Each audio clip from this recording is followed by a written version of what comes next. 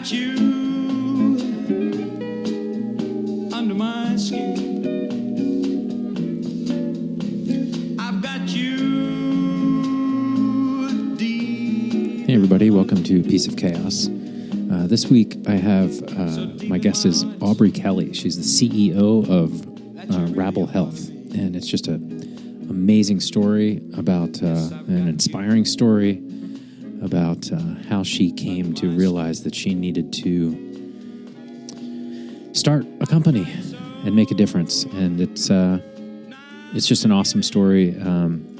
I'll have all the links in the show notes as usual to all her stuff. It's amazing stuff for right now. It's going to address breast cancer, but it's kind of limitless in its application as she gets going. So I want you to hear it from her. It's an amazing story. Thanks for your attention and listening to the podcast. Really appreciate it. And enjoy my talk with Aubrey Kelly. Describe what is Rabble Health and why'd you do this and you know, what's going on? Yeah. Well, it's interesting. I think any pivot point in a person's life, you tend to, have a trigger, let's say. And mine was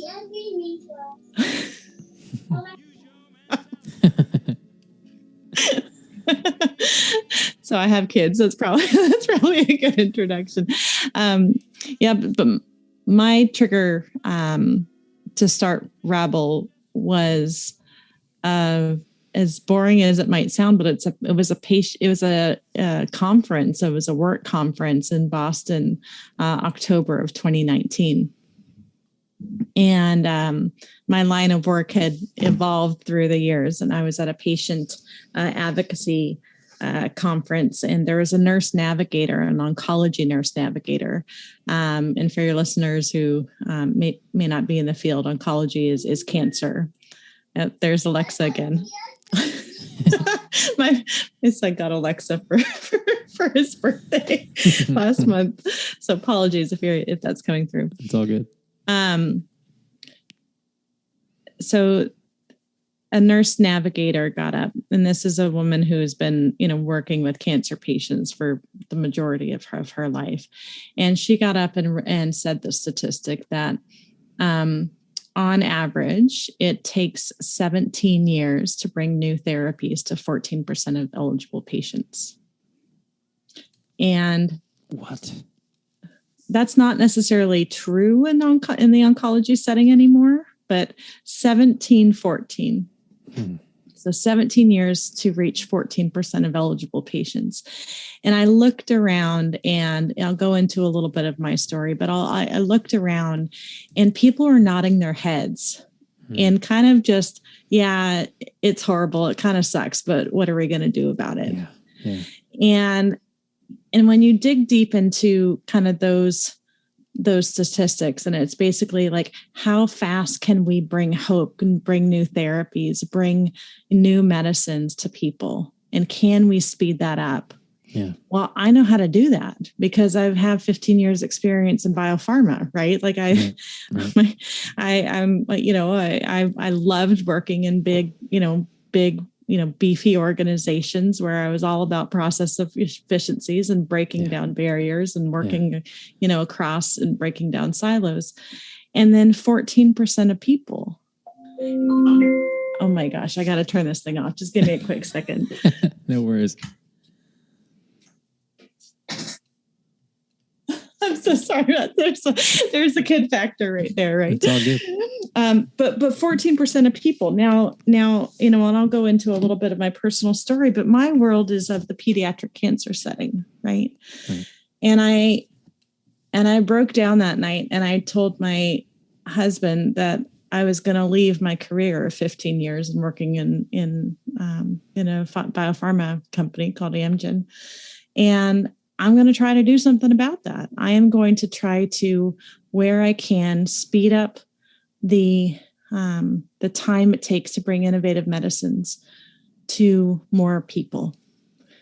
And that's just a unique perspective that not many people have in the context of really being able to understand a patient journey and really being able to understand how to make sense of that journey and create efficiencies to give more hope for future people.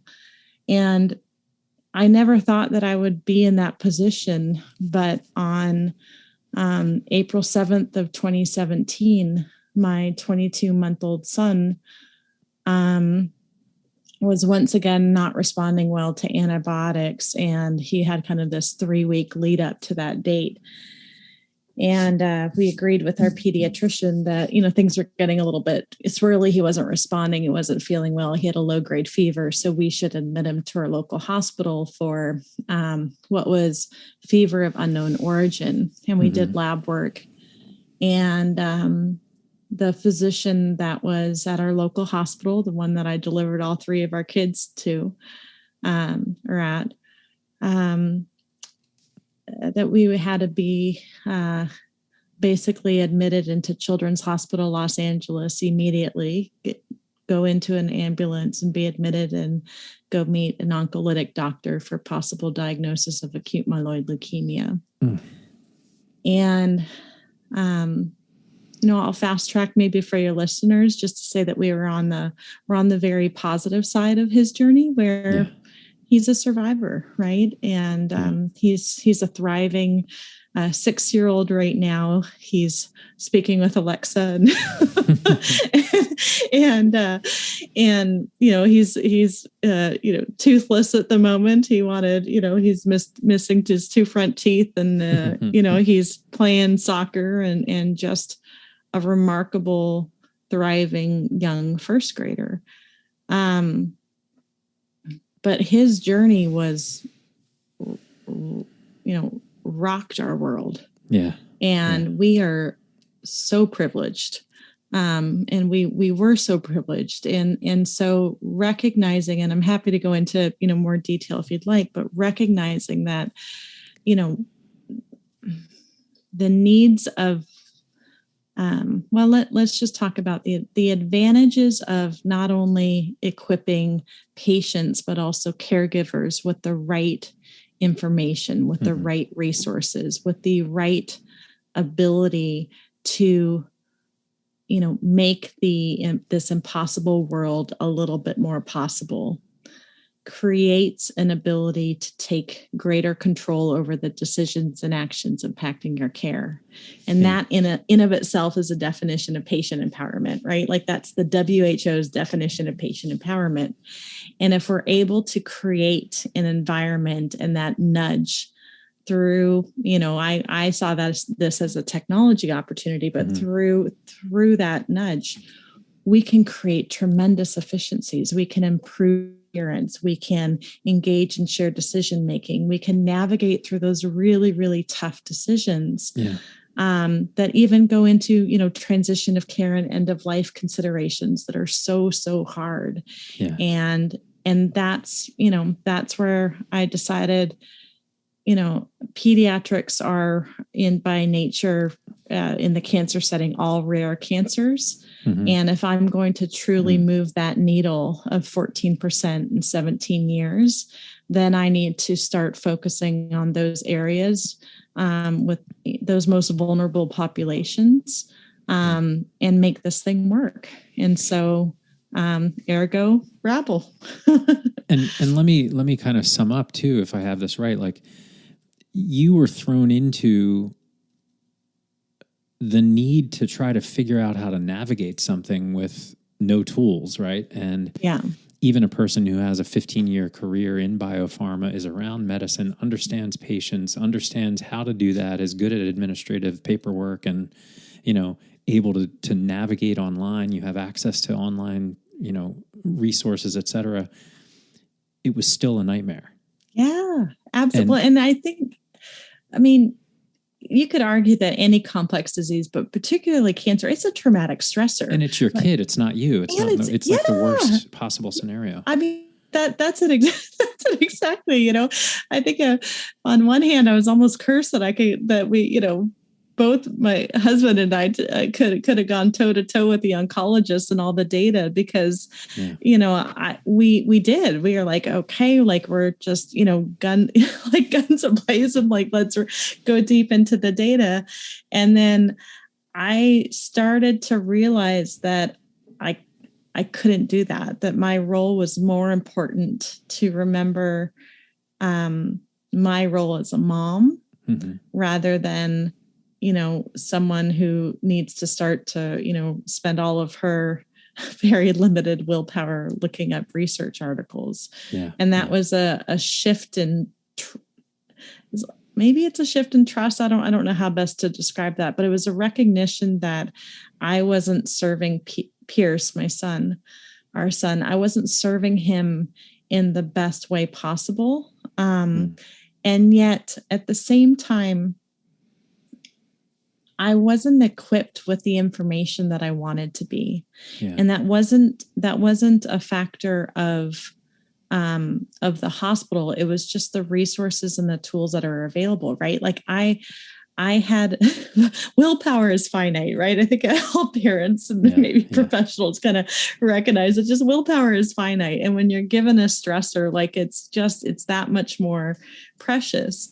Yeah. And I needed to know in a moment's notice around, what were my considerations and what were our considerations and what questions did we need to ask for acute myeloid leukemia subtype M0 in the pediatric setting. Right. And frankly, I didn't care about ALL, a different type of leukemia. I didn't care about any other subtype. I only cared about that. Yeah. And I needed to know just enough information where I could, feel equipped with the right information that I'm not going to, second guess myself. And there's a lot of early decisions that are really critical in that beginning stage. Right. Yeah. And that's the hard part, right? Like that's the really hard part where we as patients and we as caregivers are expected to be, kind of on our A game in a way. Yeah. And yet, we're going through traumatic stressors. We're going through the classic grieving stages of shock and denial. Yeah. And I can't remember if I told you this, Matt, but I was part of a clinical trial. Did I No. Did I ever share that with you? Yeah. So it was really cool. I was part of a clinical trial for cognitive behavioral therapy for newly diagnosed pediatric cancer parents. Wow.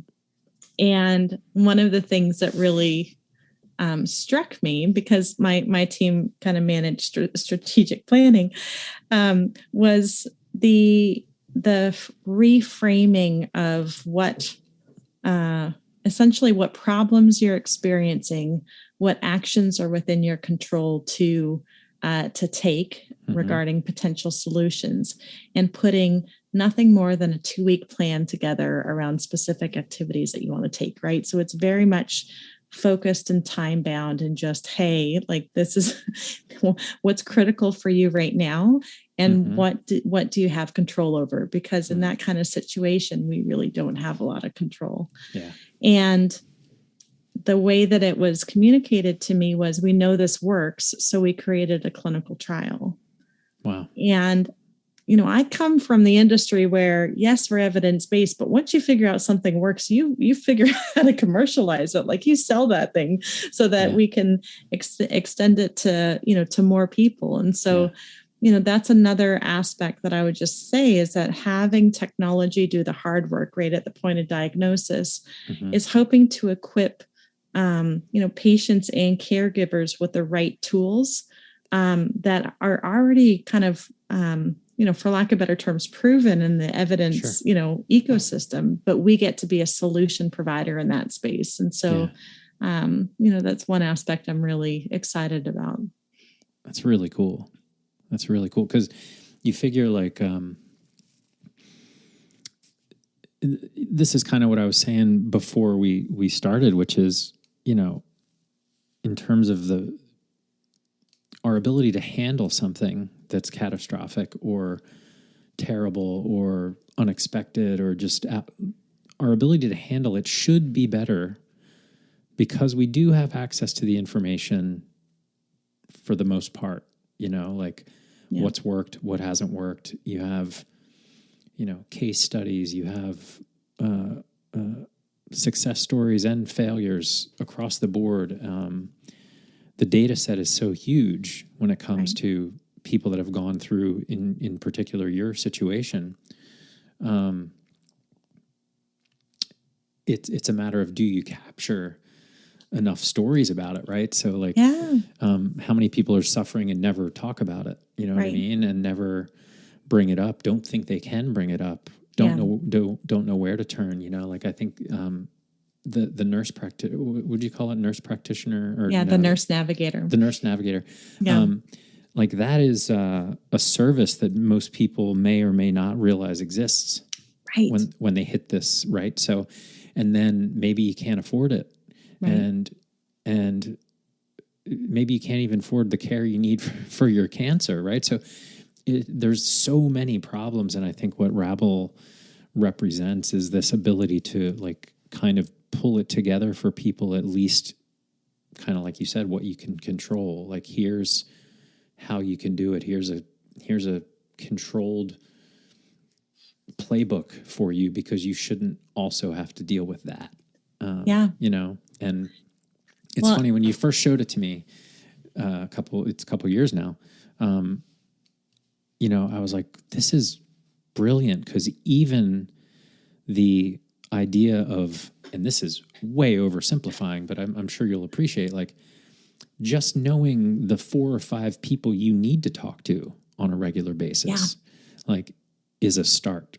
That's very difficult to get to, right? Right. So, I mean, the possibilities are so huge.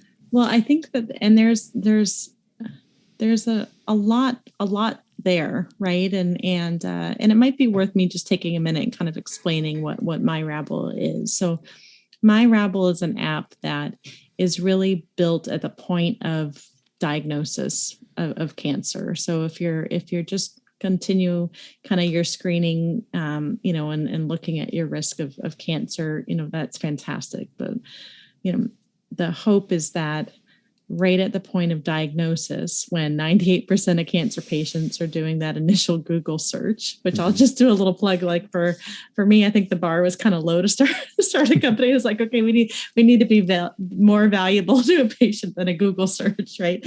Yeah. But can we create an environment that creates that cross-section between connection, navigation, and education for patients, meeting them where they are within their journey, doing the hard work in the context of creating more tailored education. But you're right, the connection, right? So it's the recognition that women make 80% of all healthcare decisions, right? So if I'm trying to target education and I'm trying to create a more empowered patient, I want to start targeting not just that patient, but who's within their circle of trust, right? Yeah. And conversely, I want to start equipping, the personal caregivers. And you'll hear me probably refer to both professional caregivers and personal caregivers, but let's create an environment where we can actually show and create the same utility for the aunts, the sisters, the brothers, the spouses, the mothers, the mother-in-laws, et cetera, so that we're kind of diffusing a little bit of the, that shock and awe for that patient. And we're also equipping those caregivers to really play an important and critical role in the health of that patient, which again, evidence, shows the importance of that role in outcomes and experience. And so here is an app that allows for essentially 5 different modules. One is a connect feed that's private. It's specific to that personal care team. So think of it as an Instagram-like feed. Yeah. The second is a learn button. So it's just the brass tacks. Like, I just got diagnosed with this awful information. What information do I need that's specific to me? There's a manage feature in the context of, appointments, care goals, what we call an industry patient reported outcomes. symptom management, mood tracker, and all of those are prompts to be able to check in, to be able to provide feedback. Yeah. And then we have services. And I think that this is a really important piece because when we were diagnosed, we got a stack about an inch high of different advocacy organizations that may or may not have been able to help us. I was just going to say, you're handed brochures. Yeah, right? you're totally handed brochures, right? Yeah. and I felt bad, but they just went to the wayside. Like I was not capable of really understanding, who could have helped me when. And I think what's really interesting too, is that there's a pain point on the advocacy side that they only have brochures, right? They might have a website, they might have some brochures, and they might have individual connections with health systems. But there are multiple domains of care, right? There's spiritual considerations, mental considerations, employment, insurance, financial, housing. I mean, there are multiple domains of care beyond just clinical. And there are some phenomenal advocacy organizations and patient groups and support groups that are really built to alleviate those those different pain points and those different dimensions. It's just, it's a supply chain issue, right? We don't know what services are available at a certain time. And then finally is Rabbles, is the idea of peer support group, of peer networks, right? Yeah. And, just by virtue of the universe providing, I was able to get connected with another pediatric cancer mom who was supporting her toddler who also was diagnosed with AML. And it was just in my immediate circle, I never knew someone like that. And so it was just really comforting to go along our journey and just check in on a semi-regular basis to see how each other's doing, just because, you're in a living hell, truly. Right. And so that connection is just a critical part. Yeah, it's so, as you're talking, I just keep thinking, I'm sure you thought of all these things too, but it's just like, what a blessing it would be if everybody involved, instead of getting handed a stack of brochures, was like, here's your Rabble connectivity. It's already preloaded with, a start anyway, right? Yeah. Like a lifeline, because I can just, I can't imagine, and I hope I never have to, but I got to imagine that with any of these situations, go through with a parent, worse so with a child, walking out in shock with a stack of brochures. Right.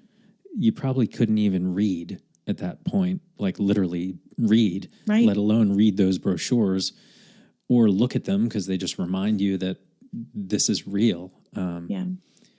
And the timing is horrendous, right? For becoming an administrative general or kind of lead caregiver in this situation, plus balance your kids' mental health and their shock and oh my God, and your other children, So, what an incredible thing that you took the initiative to do it. So you said that was 2017 and it was 2019 when you left. So that's right.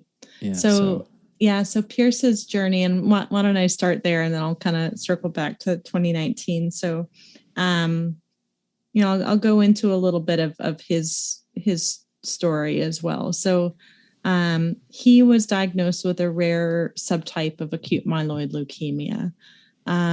In my state of shock, I asked the oncologist, and I suppose it's good I can laugh about it now, but I was like, so are we, how many days are we going to be here? Like a week? I was like, come on, like let's chop, what's happening? And, in total, we were inpatient 118 days.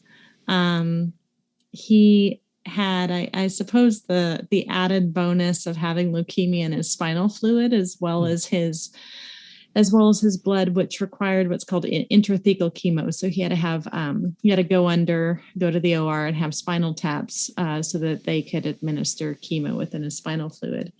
And the chemo regimen that they had wasn't aggressive enough because they just kept doing, they just kept finding essentially blasts within his spinal fluid. And so with this first round of chemo, we went down to the OR, I think it was 9 times in 2 weeks. So we started like recognizing the anesthesiologist. And these are situations where you just don't want to be in. Like, this is just,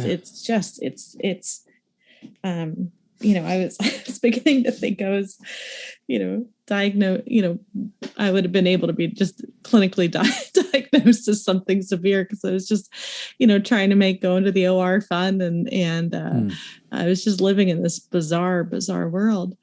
But in total, he was inpatient 118 days. He's had 19 surgeries, partly due to all of the spinal taps. He's had 31 platelet transfusions, 16 blood transfusions, and then a bone marrow transplant. And it was just such a surreal moment. So he was admitted April 7th. And through his journey, we were able to bring him home, a little bit between his 2 rounds of chemo and in between the start of his bone marrow transplant. And, for those of your listeners who might not be aware, because we weren't, right? Like we found ourselves in a situation where we were like the hope that we had for our son to beat cancer was dependent on people registering for an entity that we didn't know about before, right? And that entity is Be the Match. And so, we learned, quite a lot about the whole process. And there's 42 million people in the U.S. registry, and he didn't have a match. And so Children's Hospital Los Angeles went international, and just by the grace of the universe, there is a complete stranger to us, a female from France who consented and donated her marrow. It was shipped over, and within 48 hours, Pierce's bone marrow transplant day, which was July 21st of 2017, he had a gravity-fed blood transfusion where he saw the blood of this complete stranger go into his cell or into his marrow. And leading up to that, we wiped him completely clean of the ability to create his own blood. And after, I think it took about 28 days, we started seeing hints of her cells actually working. And his blood type has changed to match hers. So it's just, it's a goosebump story, right? So he was born A positive, same as me. And he's now O negative, thanks to this complete stranger from France. He has female DNA in his blood. That's so bananas. Right? It's just wild. And so he was discharged. So most cancer patients, if at the end of treatment, get to ring their bell, right? Really signifying the end of treatment. And his treatment day, or ringing the bell day, his end of treatment was August 28th of 2017. And it was such a strange situation because here we were on this day where we were so excited that he finished his treatment. He was 2 years old at the time, and we couldn't bring him home because bone marrow transplants, the first, really 200 days are so risky. There's a 10% chance of mortality with a bone marrow transplant. And so we had to be within 30 minutes of the hospital. So here we were kind of celebrating this, journey, and yet we still couldn't take him home. And we finally brought him home November 4th, and he still had to be on essentially on house arrest until we could wean him off of, as a 2-year-old, he was on 14 oral meds twice daily. And it took a little over a year to wean him off all of those meds. That's a crazy story. I mean, right? It's just like, God. it's just wild, but at the same, so, it was just a very gradual, kind of a descend down this mountain, I think is probably the best way to describe it. Yeah. But through it all, I also started to realize and start to kind of come to terms with what we had been through. And just, I get it. I got it. Like I have a different view of how health systems, how health plans, how biopharma, how advocacy, how government, how policy, how all of these different entities intersect, all in the hopes of focusing on, the patient. And there's something kind of poetic here too, where, excellence in this space is being able to learn from those before us and give hope to those after us. Right. And so, not ever, if we think about just the tactics of making that happen, again, 17, 14, and thinking about that, only 5% of eligible patients are in clinical research, right? And only 19% of patients actually go through an entire protocol. And so it's like there's a lot of pain points in the context of really helping enable that structure to take place. Yeah. And so if we can on our end, really, it's like a two-part piece, right? Like if we can serve patients and create that consumer platform that can help with connection and help with clarity and help with choice, but at the same time help health systems improve quality measures, help biopharma recruit clinical trials and address adherence considerations, and help payers address adherence situations, and also start to systematically incorporate goals of care. Right. Now we get to see this more optimal way around not over treating and not under treating, and ensuring that at the end of the day, all of that kind of the system around that patient is working in concert with that individual's aims, right? And that in of itself mandates a separate system to follow the patient. It can't be just a health system, and it can't be just a health plan. And how so robust is, robust is Be the Match in terms of, so I don't know, maybe I'm asking the wrong question, but that needs to be well known. That needs to be well advertised. It's timely, right? So there's a totally timely. So there's a factor of there's no shortage of problems to go after, I guess is what I'm getting at, right? So if it's very important that, for example, and this is just super techie of it, but if Rabble was connected to Be the Match and you were diagnosed, you'd be like, hey, in case you need them, here's the matches, get that thing going, right. Or put the call out to find a match, whatever the case may be, almost at the point of diagnosis, you could go down all kinds of deep divergence. It's we're basically hacking out the feature roadmap of MyRabble right now, but it's like, that's right. Well, we built out for breast cancer, not yet for blood. So, I appreciate the the input, but that's the idea. Right. And, so there was an interesting, publication actually. So let's talk of disparities for a bit. Right. So I'm Caucasian. My husband's Caucasian. Our kids are Caucasian. And our ability to find a match globally is much higher than either a mixed race kid or patient, or a kid or patient from either Latin America, Asian, or African descent. Right. There's this really interesting, and I think it's a beautiful connection between your hereditary and your biology. Right. And how powerful is that? I mean, that's really, it's beautiful. It's quite the melting pot. Right.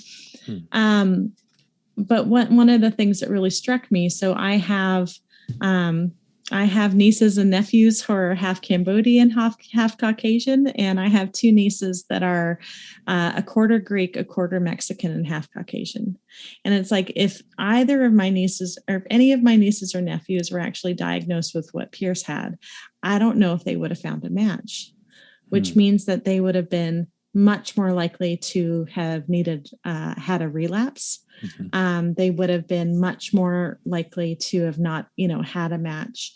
And that's the hope factor that we as parents, and we as, I think, caregivers, and, we as patients are so sensitive to, in all of these decisions that are really out of our control for the most part.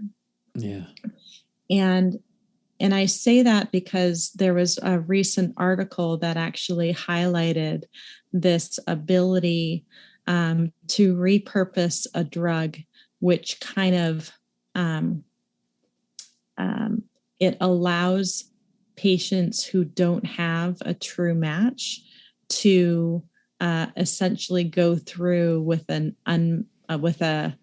matched unrelated donor at a lesser degree. So I don't know if we want to get into all the science behind it, and still go through with a potential donor. And so what that does is that it creates hope for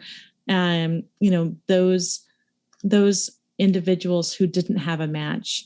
That might not be the case in the very near future, right? Yeah, right. And so the trigger then is to say, okay, for all mixed race kids, for all kids that need a bone marrow transplant, who have African, Asian, or Latin American descent, and do they know to advocate for themselves? Do they know that they might be able to be part of a clinical trial where they would have the possibility of going through a matched unrelated donor, wherein, 3 months ago, they wouldn't have been able to? And that's the sequence of time and the sequence of information that we need to get so precise with, because that's hope, right? That is hope.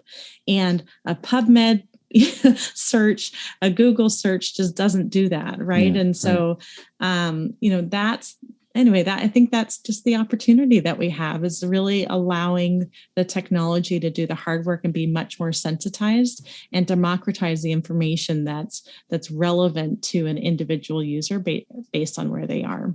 Yeah, that's really great. I mean, you and I have seen plenty of waste in the system to go after, even at a company level or whatever. And then you start to try to navigate the system, the hospital system, the insurance system, all of these gigantic things that you're just thrust into and are a victim of in a lot of ways. And I think not a lot of people have the will to try to do something about it. I mean, I think about this with education too. Like, we know it's broken, but if you bring your skills to bear to fix it, what's that journey feel like, Yeah, And, it's a thorny thicket, right? Right. So like it is, I think we're a little bit fortunate in this space, is that the concept of digital patient engagement platforms to leverage to improve individuals' ability to stay on therapy, to ask important questions, to connect with others. It's kind of a new market, right? And the beauty of that is that, so we started in 2020, and there are, frankly, competitors of ours that have been kind of paving the road a little bit, being founded a few years prior. And so there's first of all, it's a new market, but second of all, there's already some tracks that have been laid, and so we get to learn from them, right? Yeah. And we know that there's a business model, and it's complex, and it's not your typical, storyline of just I'm selling widgets and whoever, who I'm benefiting is going to pay for it, right? But it's a model that can be replicated and can be refined. And game on. I love a good competition. So it's a privilege to compete in this space, I think, is what I'm trying to say.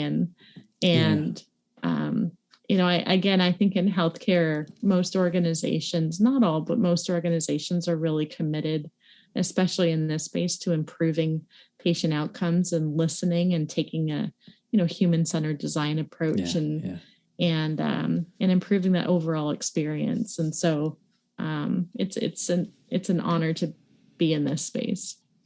It's really cool because the thing about tech that I think a lot of people don't realize in terms of like having an app or whatever, you could say, oh, everybody has an app. It's easy, make an app. But you need to think really long term and keep that app up to date. And that needs to be what you're doing, right? So like in this space, it strikes me that you probably have a lot of healthcare companies saying we need an app to do this because of our little slice is jacked up, and go get our app and that'll help you through this piece. And then, the pharma company starts an app because they have, and it's just like, no, everybody doesn't need to start an app. A company that's good at making apps needs to start an app, and they need to understand the problem intimately. Yeah. But like, it's probably like, this is my comparison is like, car companies make software to run their car, right? But it's garbage, and you just want to plug in and have CarPlay, right? So if CarPlay could handle all the other systems like the speed and the gas and all the other stuff in your car, you wouldn't need them to design software because you want them to design a car. Yeah. Right? Yeah. So are the best software engineers going to work for a car company? Probably not. Maybe Tesla is breaking that model a little bit, but the best people aren't doing that job if they're split into other things. So it's almost like you got to dive into one thing and be really good at it.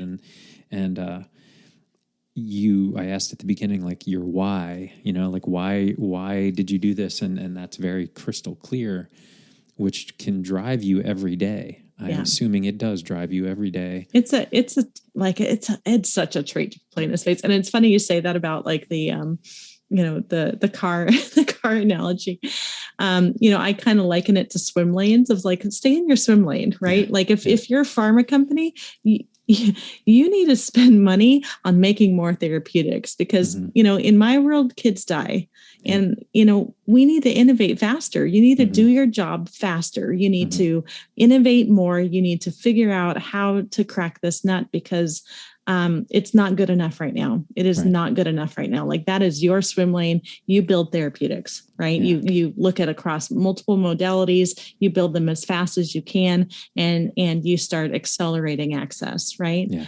Health systems, I would say also health plans, you differentiate yourself in the context of ensuring member satisfaction, right? Of ensuring that you're able to, approve and deny and think about different claims in a way that avoids toxicities, avoids unnecessary hospitalizations, which, are paramount in specifically in the oncology setting. And also with health systems, you're not a tech company, right? You're a health system. You're delivering that care. Yeah. You're the bedside kind of quality supportive care mechanisms are so critical. It's not to say that you can't have a tech, piece, but I'm as a digital health company that understands precision medicine, I am financially incentivized to serve that end user. Yeah. I am financially incentivized to create as sticky as an application as possible to ensure that we can leverage all the AI, ML, all the good, big data stuff that we need to create that change as an intervention in care, right? And there's a way for all of us to work together. And I think that that's kind of the beauty of this model, is to really, and that's kind of what made me jump, is like, okay, bar's kind of low. I got to be better than a Google search, right? But there are some really big players out there that if they took the approach that what their swim lane is and viewed this as an opportunity to partner rather than build themselves, they will see tremendous benefit. And that was the kind of leap of faith in the calculus, of saying, well, man, I think I got to start something here. Yeah, I think you definitely made the right choice. I mean, it strikes me, it's interesting because your business model in an ideal situation is every single one of your users eventually doesn't need you anymore. That's the hope, right? Like, I got through it one way or another. Yeah. And I don't need to think about this anymore. Maybe I stick around because of the community I created, right, or joined, right? And I can help others, right? So that's part of it, right? Like you would think you're creating lifelong Rabble participants in a way, like, man, you guys got me through the hardest time in life. I'm going to give back to the new people that come in and share my experience. And it's and so, that, yeah. I would just add, so when we think about the phases, right? We think about screening, diagnosis, treatment, and beyond, right? And beyond can be split out into kind of growth, post-traumatic stress, like post-traumatic growth, right? Mm-hmm. And end of life, right? And transition. Yeah. And there's two sides to this coin, right? And we're all mortal beings, and we're all going to end up with kind of that, needing that end of life module at some point in time. Yeah. But you're right. The hypercare, let's say, of the system per user is really at that diagnosis to treatment phase. Yeah. And yet the ability to turn around and process what we've been through and connect with others and want to help others the way that we've been helped, like, that's part of post-traumatic growth, right? Like, that's part of finding meaning in a struggle, right? Yeah. And that's a critical aspect that we get to have, and to serve our main user base in that way. And it's not easy, and these are difficult questions, and they're the kind of questions or answers to the questions that just are really hard, right? Like, there's I'll give an example where it's just it's a simple question, but it's, if time becomes short, what's most important, right? And that's fine when things are going well, but when you have, let's say, some results that aren't too favorable, it gets real really quickly. Mm-hmm. And what a powerful opportunity to have the nudge that we all need to help kind of make sense of the new phase that we're in. Right. And so there's a lot of, thinking that goes into how to do this in a way that is dignified, that also tries to find some humor, because there's humor in sometimes the saddest moments, right? And so, I think that's one piece to just try to remember. And I'll share a story as well. I mean, when we were first admitted on August 7th, I walked into the room, and, Pierce was on the gurney with my husband, and my husband was so distraught because there was a family that was shooting Nerf guns behind the nurse's station. And here's the day that Pierce, our son was diagnosed with cancer. Like, we're just living in this, complete nightmare.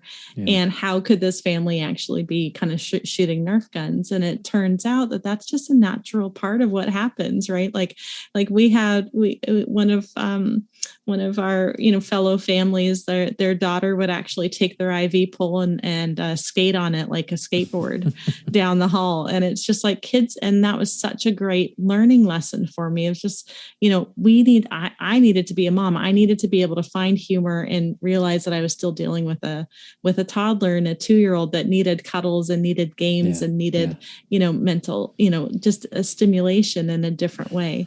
And, we have to find those moments of humor and of grace and of happiness and joy, even in the darkest situations. And sometimes we just need to be reminded of them.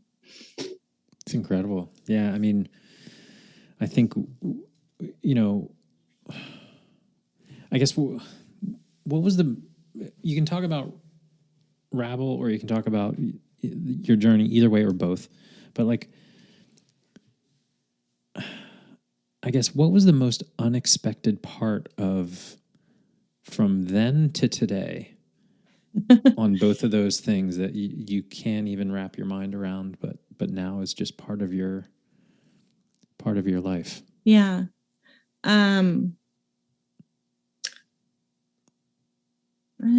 Like you're a CEO now. Like, I am a CEO. Like, this is true. Like so I think that's been a big part for me. Like I have, I am so excited for 2022. 2021 was rough as all get out. Like I feel like I've earned my founder's stripes, right? Like an MBA school, they, even if you focus on entrepreneurship, they're like, you gotta just go do it. Like it's not pretty, just like go through it. And I get that now. Like I understand my accountability as a CEO in the context of, just the financial acumen that I've needed to come up to speed with in the context of how I think about, key decisions, how I adjust kind of the fundraising and the raising, of capital to the spend of capital and what that looks like. And no matter how much I want to start pushing the tech team, I need to ensure that I'm allocating a right amount of time on the external piece to start to bring in, partnerships and considerations and, marketing efforts and tech and, all of these different kind of competing priorities. And I'm having, honestly, the time of my life. Like it is just so cool. We've hit some I'm so proud of the team. We've hit some just remarkable milestones, still being a relatively small and young company. And I never would have imagined kind of, where this would have led me, but we made the, I think one of the things, let me backtrack. I think one of the most interesting, let's just call it a learning for me, was the importance of the decision to focus on breast cancer first. And on the surface, that probably doesn't make a whole lot of sense as to why I would take a pediatric cancer journey in a background in biopharma and focus on breast cancer. But I knew that I'm obviously biased towards pediatrics and blood cancers. And even though it's very familiar with me and I have, tremendous, support and network in those spaces, I wanted to make sure that we create a true dedication to focus on populations of need, but also in a space where I could take a very objective and business mind approach, right? Where I wasn't personally invested, knowing that I want to prove out the business model well enough so that when we can, I am absolutely going after pediatric cancers like no other, right? But I need to take that measured approach. And in doing so, we, through a number of different professional connections, we started working with the Memphis Breast Cancer Consortium that is looking at addressing breast cancer disparities. And so that's actually one of the reasons why we've built out in breast cancer. And so I never would have thought that kind of trajectory that I would be in this space that I'm in right now, right? And we have gone very deep, very intentionally into Memphis. And I hadn't been to Memphis, 2 years ago, and I've been a few times since, and have made just phenomenal contacts with a number of local advocacy organizations. And it's just, I've so much appreciated the role of community in this space. And the importance of that, right? Where, yes, we're a tech company, but if we aren't sensitive to the importance of relationships and of really doing a lot of the surround sound work of figuring out what's needed at a local level, it's not going to work, right? It's not going to work as well as it could. And so, I think for me, it's me stepping into that role a little bit more. And also kind of double downing on Memphis and really making it work there, and being somewhat planful and methodical, so that as we extend into other communities and other disease areas, that we've got a good map to go. In terms of, Pierce's journey and how I've responded, I think one of the things that I've just kind of come to appreciate is just how much being in that type of a situation of a diagnosis and of treatment, how much you kind of get used to not having control, and how important it is to take action of the things that you do have control over. Right.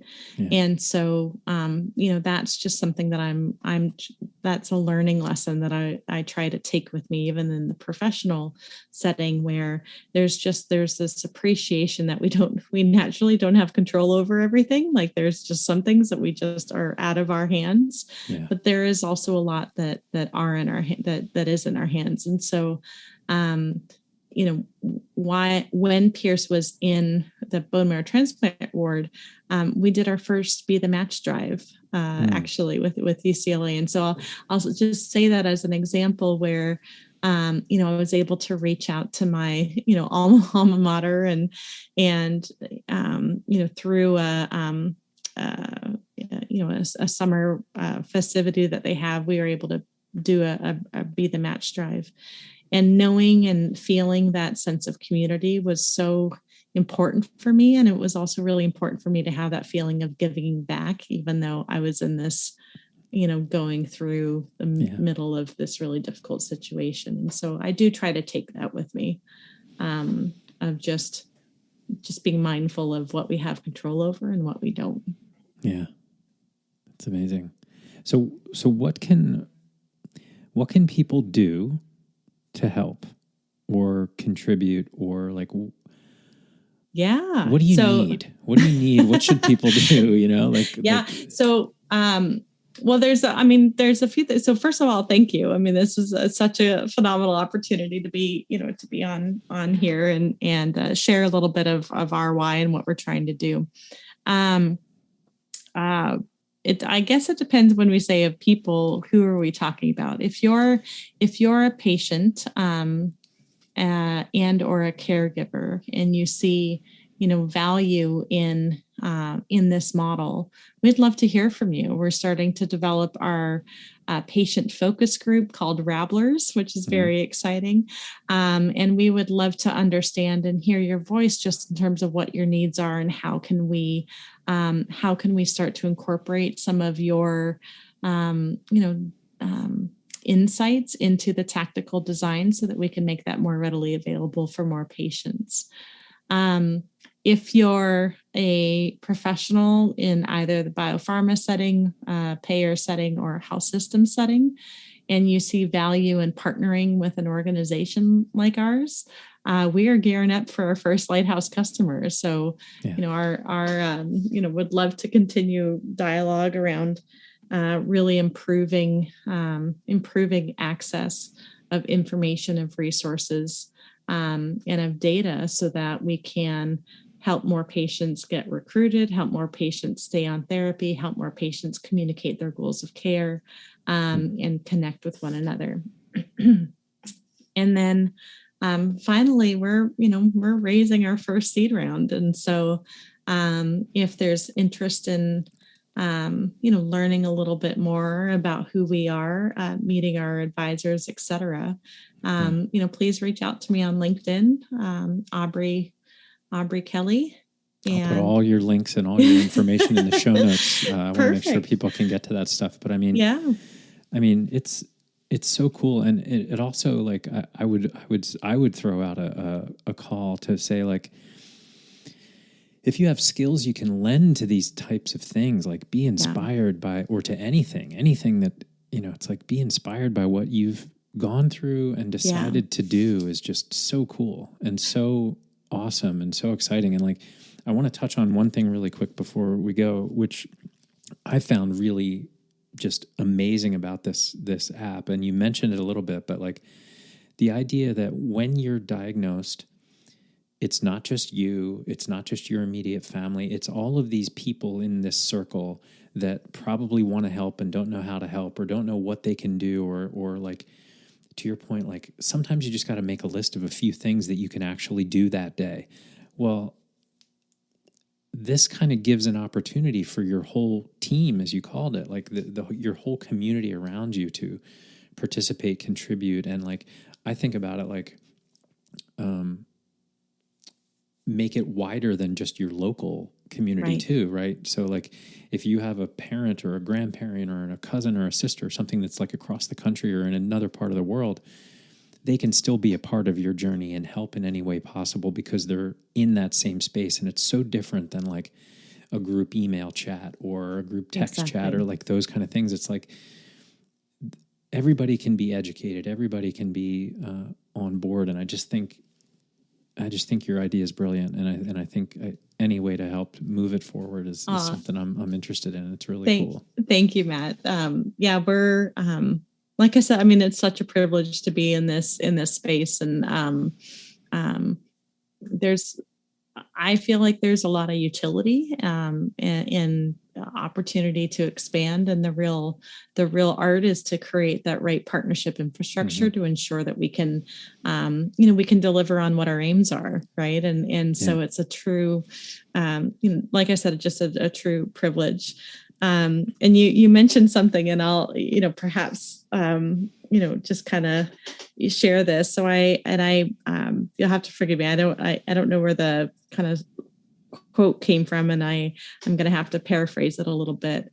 But there's, in many decisions that we have, there is a choice between uncertainty or certain misery or certain just staleness. Mm-hmm. And that choice is one of happiness, right?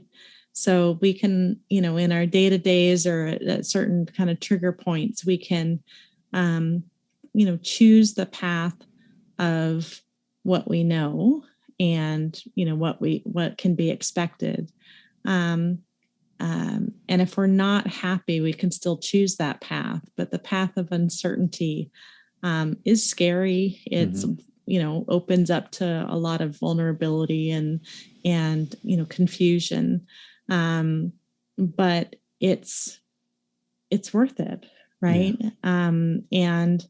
And I think that, one of the things that made me really just say, I think I need to do something about it was I kind of realized that if I didn't try, I was going to regret it. And that's no way to live life. Right. And so who knows what the future kind of holds for us, but we're really excited about the opportunity ahead. So I wish you nothing but the best. I'm going to be watching and I can't wait to hear how things go and come back and chat about it again. And absolutely, love to progress this forward. So thank you very much, Aubrey, for joining the Piece of Chaos podcast and telling everybody about Rabble Health. And I hope we reach some people and people can get to you and all that stuff. So thank you. Thank you Amazing. so much. Yeah. Thank you, Matt. My pleasure. All right. Thanks, Aubrey. All right. Bye.